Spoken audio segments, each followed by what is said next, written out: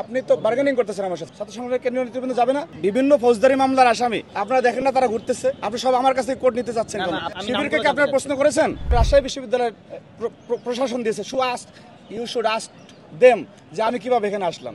তারা তো অনুমতি দিয়েছে, তারা কেন অনুমতি দিয়েছে তাদের কাছে জিজ্ঞেস করেন। আপনারা ইস্যু করতে চাচ্ছেন কেন বারবার? এখানে যারা ছাত্র, শুনেন আমার কথা, শুনেন ছাত্র সংগঠনের কেন্দ্রীয় নেতৃবৃন্দ, আপনি তো বার্গেনিং করতেছেন আমার সাথে। ছাত্র সংগঠনের কেন্দ্রীয় নেতৃবৃন্দ তারা এই রাজশাহী বিশ্ববিদ্যালয় কি বাংলাদেশের বাইরে কোনো জায়গা? ছাত্র সংগঠনের কেন্দ্রীয় নেতৃবৃন্দ যাবে না? তো আপনারা বারবার কেন একই ইস্যুটা সামনে টেনে নিয়ে আসছেন? গতকালকে চট্টগ্রাম বিশ্ববিদ্যালয়ে চট্টগ্রাম বিশ্ববিদ্যালয়ে সমস্ত ক্রিয়াশীল ছাত্র সংগঠনের কেন্দ্রীয় নেতৃবৃন্দ ছিল। এইখানে সমাজতান্ত্রিক ছাত্র ফ্রন্ট, বাংলাদেশ ছাত্র ইউনিয়ন সহ ছাত্র অধিকারের সমস্ত কেন্দ্রীয় নেতৃবৃন্দ আছে, সেই রকম ছাত্র দলের নেতৃবৃন্দ আছে। সবাইকে ধন্যবাদ। আমান ভাই, একটু লাস্ট একটা কথা, এই কেন্দ্রে শিবিরের কেন্দ্রীয় নেতারা বা সারা বাংলাদেশ থেকে নেতাকর্মীরা আসছে, কাউকে কি আপনি মার্ক করতে পেরেছেন বা কাউকে আপনি চেনেন? নাম আপনারা দেখেন না ভাই?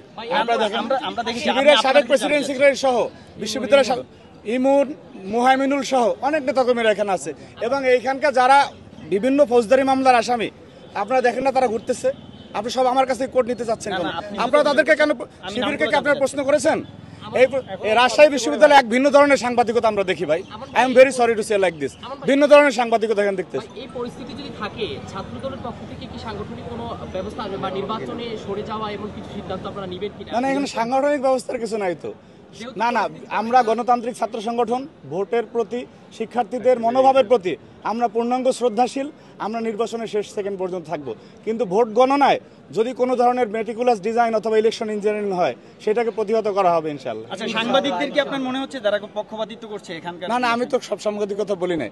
রাজশাহী বিশ্ববিদ্যালয়ে কিছু বিশ্ববিদ্যালয় ভিত্তিক সাংবাদিক রয়েছেন, যেটা আপনারাও স্বীকার করবেন যে একটা ছোট ঘটনাকে তারা ইস্যু করতে চাচ্ছে। বিশ্ববিদ্যালয় কর্তৃপক্ষের অনুমতি নিতে আসলে, গতকালকে তো নির্বাচন ছিল না, নির্বাচন আজকে, অনুমতি নিতে আসলে সেটা কি নিয়ম বহির্ভূত হয় কিনা, সেটা আমাকে তো আত্মপক্ষ সমর্থনের সুযোগ দেব ওনারা যে আপনি কেন আসছিলেন, সেটি না বলেই যে নানানভাবে কথাবার্তা ছড়ানো হচ্ছে, এবং কালকে এক ধরনের ব্যাশিংয়ের মধ্যে আমাকে ফেলে দেওয়া হয়েছে। শুধু এইটি বস্তুনিষ্ঠ সাংবাদিকতার সাথে সাংঘর্ষিক ভাই। ধন্যবাদ।